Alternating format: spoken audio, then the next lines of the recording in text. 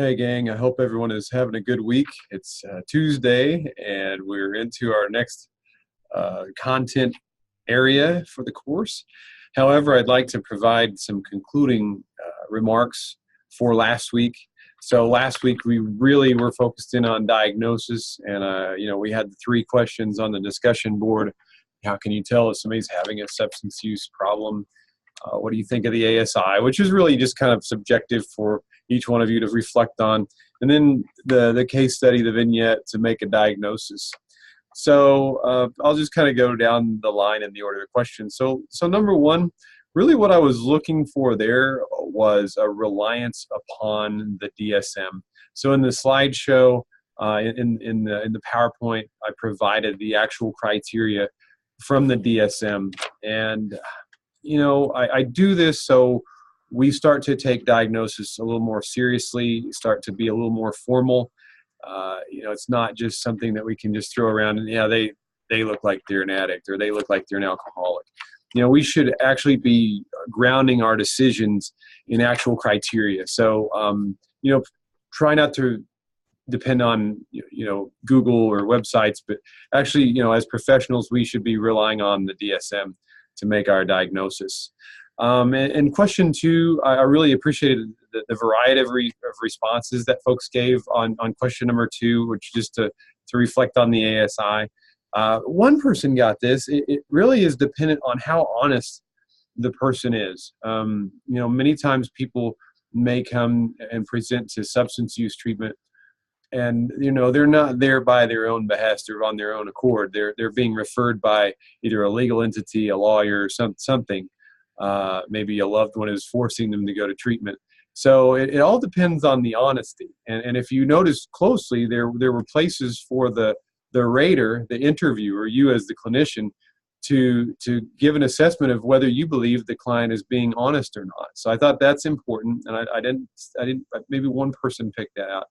But also, you get a rating from the client on how big of an issue this is. They get to tell you, how much they believe they need treatment for each one of those 7 different areas that the ASI discusses.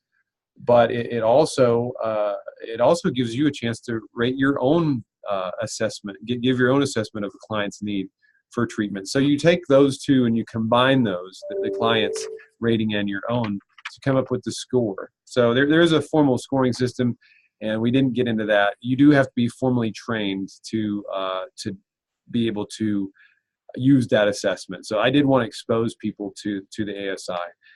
Lastly, I want to go over question 3. Now, many of you noted this looks vague. I wished I had more information, and that was the rub. I mean, that was the intention, was to leave it vague, because you could make some inferences that, this person, they have alcohol use disorder severe. And I did want folks to go ahead, and there were some folks that left that blank that they didn't necessarily, they said, there's a substance use disorder. Well, I wanted a little more, and I asked that, in my response, privately to y'all to give a little bit more, and that's something for you to think about, to how you're going to make that diagnosis. But if you noted that, I want more information, I want more, I want to ask more questions, your gut, your instinct is informing you correctly. At the end of the day, I agree with a mild substance use disorder, alcohol use disorder, mild severity, because you could make an argument between 2 and 3 symptoms. I think you could infer a tolerance for the lady here. It doesn't say that she lost her kids due to the alcohol use. So that's making too big of a step. So again, if you went with mild, that was the correct answer on the vignette. If you answered more than that, like moderate or severe, please be aware you have to ground your diagnosis directly to and you have to tie it directly to the criteria.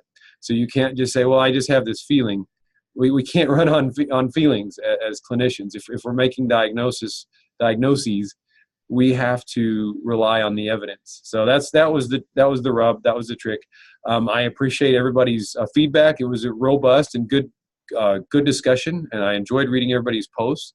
I look forward to reading this week coming up. So keep up the good work. I'll see you all online.